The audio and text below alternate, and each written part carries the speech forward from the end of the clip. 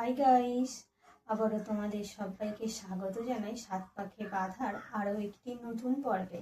আজকের এপিসোডে ঘটতে চলেছে একের পর এক চমকে দেওয়ার মতো ঘটনা। দেখতে পাবো কিভাবে অনিকেত সিংহ রায় নকল রাজনন্দিনীর পরিচয় ব্যবহার করে ধীরে ধীরে সবকিছু নিজের গড়েকে আড়াল করতে ডিএনএ টেস্টের রিপোর্ট পর্যন্ত বদলে ফেলা হয়। শেষ পর্যন্ত সত্য প্রকাশ পাবে নাকি আরো গভীর হবে এই রহস্য জানতে হলে সিংহ রায় বাড়িতে এখন একাই একাই সবকিছু নিয়ে রাজত্ব করছে অনিকেত সিংহ রায়। সবকিছু নিয়ে সবকিছু কি করে নিয়ে নিতে পারে ওই লোকটা? কারণ আমাকে দিয়ে সই করিয়েছিল। তো তোমার সই গ্রাহ্য হবে কি করে?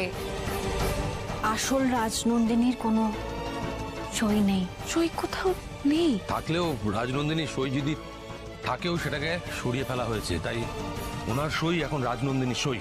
সবটা নিখুঁত প্ল্যান করা।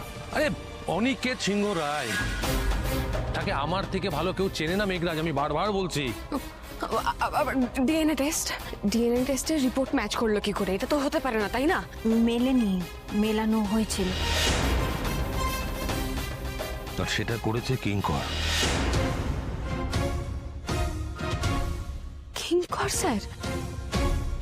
কিন্তু তুমি তো আমার আগেই সন্দেহ হয়েছিল, কিন্তু সব থেকে কাছের মানুষ তো আমার। আমি সেই নামটা নিতে পারতাম না, কাউকে বলতে পারতাম না। খালি ভাবতাম সবকিছু ঠিক হয়ে যাবে, ঠিক হয়ে যাবে। স্যার আপনি কবে এসব?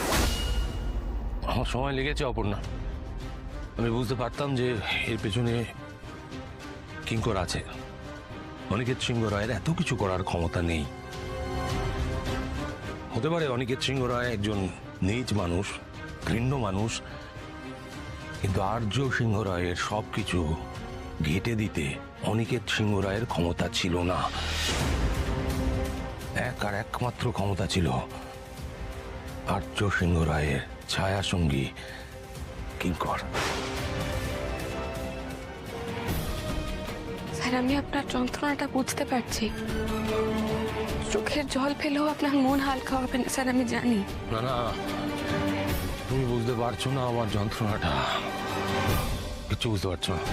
না, আমি এটা বিশ্বাস করতে পারছি না যে তোর ছায়া সঙ্গী, তোর বেস্ট ফ্রেন্ড কিঙ্কর তোর সাথে এরকম বিশ্বাসঘাতকতা করতে। মানে আমি তোমাকে, তুমি কি বিশ্বাস করবে? আমি নিজেই এখনো নিজেকে বিশ্বাস করাতে পারছি না যে আমার সঙ্গে আমার বন্ধু, আমার হরি হওয়ার আত্মা, সে এই কাজটা করতে পারে। আমার জীবনের সব থেকে বেশি সময় আমি এই মানুষটার সঙ্গে কাটিয়েছি। ছোটবেলায় যখন সবকিছু হারিয়ে ফেলেছিলাম, একটা মানুষকে আমি আঁকড়ে ধরেছিলাম, সে হচ্ছে এই কিঙ্কর। বাইরে দুজনে মিলে অনেক লড়াই করেছি, অনেক ঘাত প্রতিঘাত সহ্য করেছি, কিন্তু এখন নিজের এই মানুষটার সঙ্গে আমি লড়বো কি করে?